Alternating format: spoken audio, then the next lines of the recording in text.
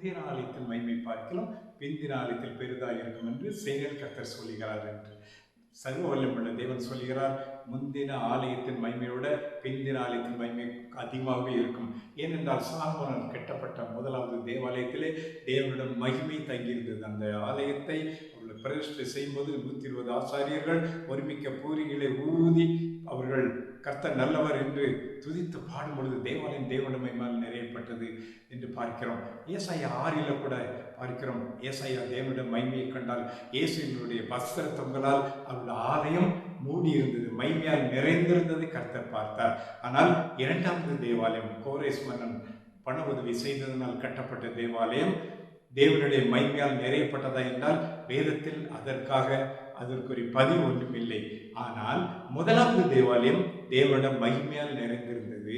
இந்த இரண்டாவது தேவாலயத்தில் இயேசுவே நேரடியாக சரீர பிரகாரம் வந்தார் என்று எடுத்துக்கொள்ளலாம். என்றால் இயேசுவை பிரதிஷ்டை பண்ணினது இரண்டாவது தேவாலயத்தில். 12 வயதில் இயேசு பிரதான ஆசாரியரோடு பேசிக் கொண்டிருந்தார் தேவாலயத்தில் வந்து. அதே போல ஹனுக்கா என்று சொல்லப்படுகிற தேவாலய பிரதிஷ்டை பண்டிகைக்கு இயேசு வந்தார். ஒவ்வொரு ஆண்டு பஸ்கா பண்டிகைக்கும் இயேசு சீடரோடு கூட இந்த தேவாலயத்துக்கு வந்தார். இன்று இந்த தேவாலயம் இல்லை. அந்த இரண்டாவது தேவாலயம் இடிக்கப்பட்டிருக்கிறது. மூன்றாவது தேவாலயம் இயேசு கட்டப்படுவதற்காக யூதர்கள் காத்து கொண்டீர்கள். சரி போகட்டும். இன்று தேவாலயம் என்றால் யார்? வேதம் சொல்லுகிறது, நீங்களே தேவனுடைய ஆலயமாக இருக்கிறீர்கள் என்றும் தேவ ஆவியானவர் உங்களில் வாசப்படுகிறார் என்று சொல்லுகிறது. கிறிஸ்துவர் மகிமை நம்பிக்கை உங்களுக்குள் இருப்பதே அந்த ரகசியம் என்று. இன்று தேவாலயம் என்பது யார்? நாம் தான். தேவ பிள்ளைகளே, நீங்கள் தான் தேவாலயம். தேவ ஊழியர்களே, நீங்கள் தான் தேவாலயம். இதுவரை இருந்ததை விட இனி தேவாலயம் மகிமையால நிறைய பண்ணுகிறார். நம்முடைய ஊழியத்தை தேவ மகிமையால் நிறைய பண்ணுகிறார். இதுவரை தேவ ஊழியர்கள் உங்கள் ஊழியத்திலே பார்த்தது சில காரியங்கள் உள்ளங்கை மேகம்தான். பெருமழையில் இறைச்சலை கேட்கிறோம், பெருமழை பெய்ய போதை பார்க்கிறோம். இந்திய தேசம் ஒரு பெரிய எழுப்புதலை சந்திக்க போகிறது. அநேக ஊழியர்கள் கர்த்தர் வாசலை திறக்க போகிறார். அடைபட்ட வாசலை கர்த்தர் திறக்க போகிறார். நீங்கள் நினையாத இடத்திலிருந்து உள்ள அழைப்பு வரும். சாதாரணமாக வசனத்தை போதிக்கிறவர்களாக மாத்திரமல்ல, வசனத்தை நிரூபிக்கிறவர்களாக, அடையாள அற்புதங்களை நிரூபிக்கிறவர்களாக உண்மையுள்ள தாசர்களை கர்த்தரின் வலிமையாக பயன்படுத்த போகிறார். அவர்கள் வாசலை திறப்பது மாத்திரமல்ல, அவர்களை கொண்டு தேவராஜன் கட்டப் போகிறார். தேவ சித்தம் செய்ய போகிறார். தேவனுடைய நாமத்தை அடையாள அற்புதங்களை மகிமைப்படுத்த போகிறார் என்று சோர்ந்து போகிற ஊழியர்கள் உங்களை திடப்படுத்திக் கொள்ளுங்கள். தள்ளாடும் முழங்கால்களை திடப்படுத்துங்கள். சோர்ந்து போனதை உதறிவிட்டு எழுந்து மீண்டும் தேவனுடைய மகிமையை தரித்துக் கொள்ளுங்கள். ஆதி காலத்துல எவ்வளவு வைராக்கியமாக கர்த்தருக்காக இருந்தீங்க, ரட்சிக்கப்பட்ட காலத்துல எவ்வளவு வைராக்கியமாக கர்த்தருக்காக இருந்து மீண்டும் அந்த வசனத்தை தரித்துக் கொள்ளுங்கள். இதை கேட்டுக்கொண்டு சில ஊழியர்கள், எனக்கு ஆத்மா இல்லையே, ஆண்டவரை நம்பிதான் நான் ஊழியத்துக்கு வந்தேன், எனக்கு ஆத்மா இல்லையே, சமய வெறுமையா இருக்குது அப்படின்னு நினைக்கிறீங்களா?